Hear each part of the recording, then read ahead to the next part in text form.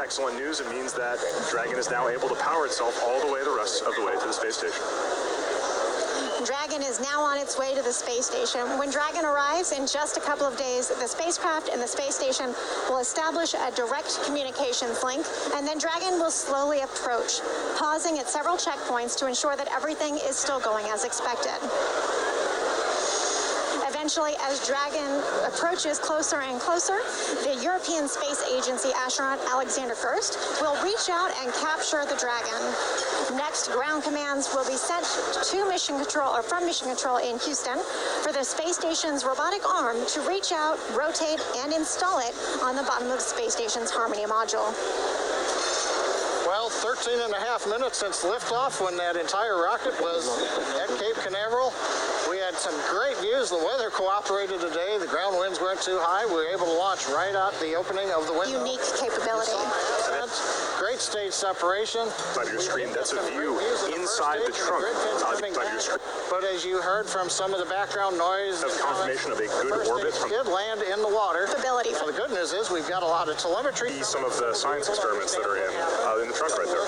It's an exciting capability for the Dragon trunk to be able to store unpressurized cargo and take that up to the International Space Station. It's a very unique capability.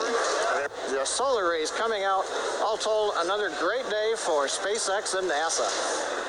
Dragon's arrival, capture, and installation to the International Space Station will be streamed live on Saturday, December 8th on NASA TV and on SpaceX.com/webcast. Dragon will spend about 5 weeks attached to the space station before returning to Earth with cargo and research.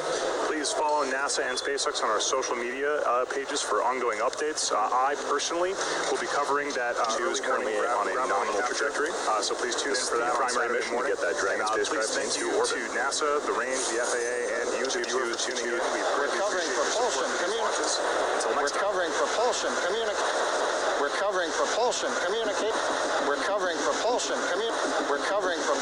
communications avionics systems. Now currently at T-minus 7 minutes we began the engine chill-in.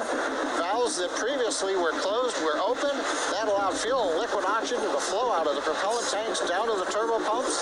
That cold liquid oxygen chilled into the turbo pump on each of the 9 Merlin first stage engines. We might hear an announcement in the countdown a little later on that the engines are sufficiently chilled in for launch. Currently, the transporter Rector Strongback is getting ready to move away from the first stage and second stage. It'll move back a couple of degrees and then hold there until launch. We're also in the middle right now of checking out the upper stage thrust vector control actuators. This is known as engine wiggle. We're physically moving the thrust chamber very slightly. That makes sure the guidance hardware is go for flight. The first stage engines will have recovering propulsion, communications, avionics systems. Now currently at T-minus 7 minutes we began the engine chill-in. Valves that previously were closed were opened. That allowed fuel and liquid oxygen to flow out of the propellant tanks down to the turbo pumps. That cold liquid oxygen chilled into the turbo pump on each of the 9 Merlin first stage engines. We might hear an announcement in the countdown a little later on that the engines are sufficiently chilled in for launch. Currently, the transporter Rector Strongback is getting ready to move away from the first stage and second stage. It'll move back a couple of degrees and then hold there until launch. We're also in the middle right now of checking out the upper stage thrust vector control actuators. This is known as engine wiggle. We're physically moving the thrust chamber very slightly. That makes sure the guidance hardware is go for flight. The first stage engines will have a similar wiggle, but that's done just seconds before we ignite them. Now at T-minus 1 minute, the flight computers will enter startup mode on the Falcon 9. That will guide the rocket through the rest of the countdown. You'll hear the launch director from SpaceX give a go for launch at T-minus 45 seconds. And then finally, a couple seconds before liftoff, the engines will be ignited. And at T0, the rocket will be released from the hold-down clamps. And at that point, the Strongback will then recline the remainder of the way from the rocket, clearing it for liftoff and flight into orbit. On the Dragon side, the team has transferred to internal power. They've performed their final checks. Just watching right now, making sure everything is go for launch and the flight that will take us about 3 days to run with the space station. The Air Force range continues to be go, and the weather continues to look good. So right now, everything looks good for an on-time launch, just under T-minus 3 minutes and counting. Let's share in the last minutes of terminal countdown.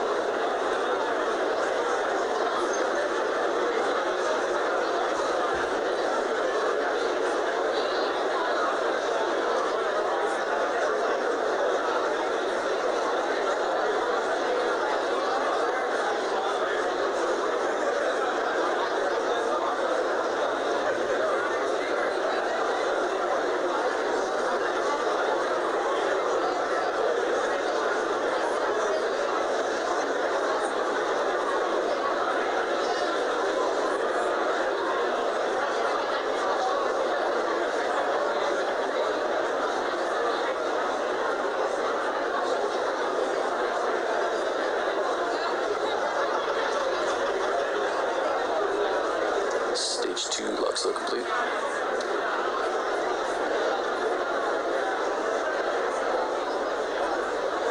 Vehicles on internal power.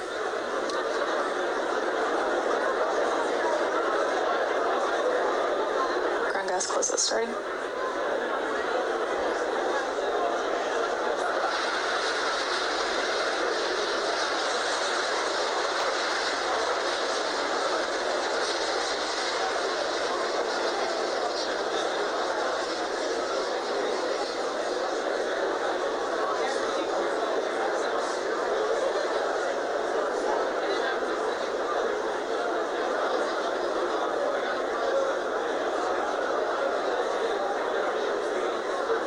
Ground gas closeout's complete.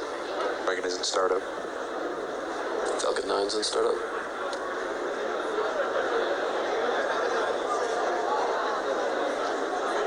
Stage 2 preps for flight. Go for launch.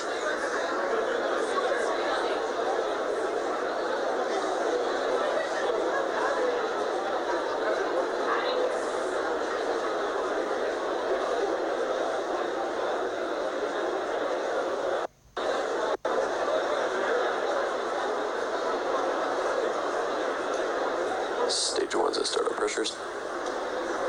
Minus 15 seconds. And Falcon 9's configured for flight. 9, 8, 7, 6, 5, 4, 3, 2, 1, 0.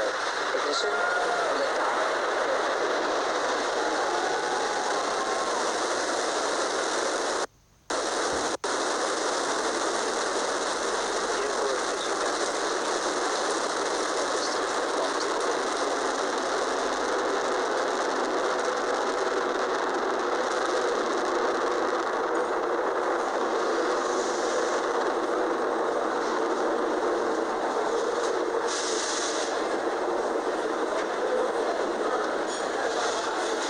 Five seconds into flight, we've had a great liftoff from Space Launch Complex 40. Falcon 9 powered under the thrust of 1.7 million pounds. We're coming up on throttle bucket, preparing for maximum dynamic pressure. Propulsion reports that we are on target, throttle down, getting ready to pass through max Q. Vehicle is supersonic and experiencing maximum dynamic pressure. We're passing through the range where aerodynamic loads are greatest on Dragon Falcon 9. The Merlin engines are now throttling back up. Propulsion reports the first stage systems are nominal.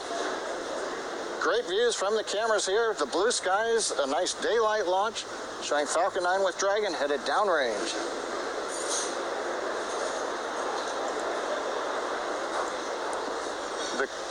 Call out for MVAC engine chill. That means we are now chilling in the LOX turbo pump on the upper stage engine, getting ready for its ignition about 2.5 minutes into flight. Great view looking back from the first stage camera. Cape Canaveral in the background as we head northeast towards the International Space Station orbit. Next major activities coming up In about 25 seconds, we'll have shutdown of the 9 first stage engines. We'll get stage separation and ignition of the second stage to propel Falcon 9 and Dragon into Earth orbit. We also hope to see on the left side the first stage flip around and light 3 engines to begin the path of coming back to Landing Zone 1 at Cape Canaveral.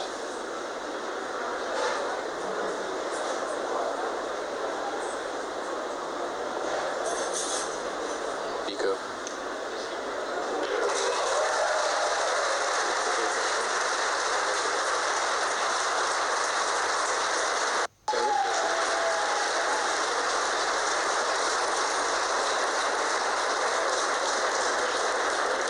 Successful stage separation, ignition of the upper stage engine. We've also seen the first stage has done its flip maneuver, and the burn has begun. We have 3 engines on the first stage, and light 3 engines. That's reduced first stage engines. We'll get stage separation and ignition. Canaveral. Shutdown of the boost back burn is coming up in about 10 seconds.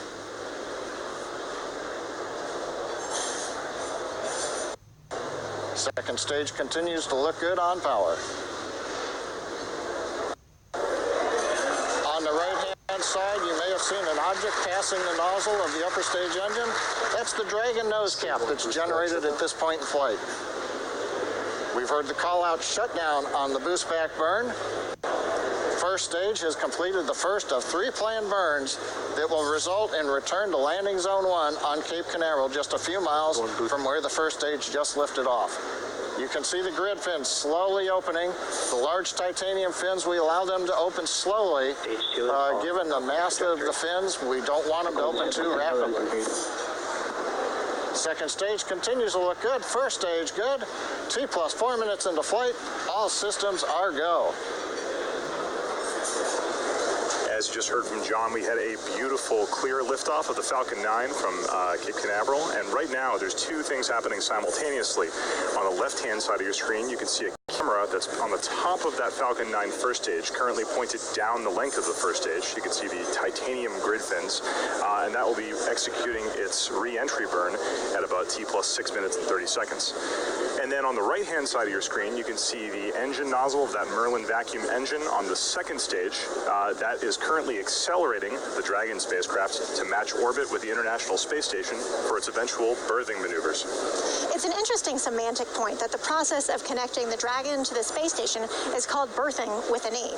And that's because it is brought to the space station by the Canadarm2, while docking actually refers specifically to 2 spacecraft that can connect without any external assistance. This stems from old shipping days in which ships would come into the harbor and dock themselves under their own power, while larger ships, which aren't able to easily navigate in harbors, are met by tugboats and then berthed. So for the space station, the robotic Canadarm2 is like a tugboat for the Dragon spacecraft. That Dragon spacecraft will make its way to orbit after it separates from the top of the second stage, coming up later in the mission. But right now, we are focused on both that second stage still accelerating and the first stage coming back down for a landing. The next step up for the first stage is going to be a re-entry burn. That's when it's going to light 3 of its Merlin engines to slow itself down as it hits the denser regions of the atmosphere. You can actually see on the left-hand side of your screen, that is Cape Canaveral and the coastline of Florida. You can see that first stage is oriented towards Cape Canaveral and currently about to decelerate. That re-entry burn will be happening in 30 seconds. In addition to those re-entry burns, you actually saw some what looked like frozen condensation floating off the side of the first stage. In addition to those burns, the first stage also uses those titanium grid fins to control itself, and cold gas thrusters, which are those bursts of air you can see periodically issuing from that first stage. Let's watch the re-entry burn happen in about 5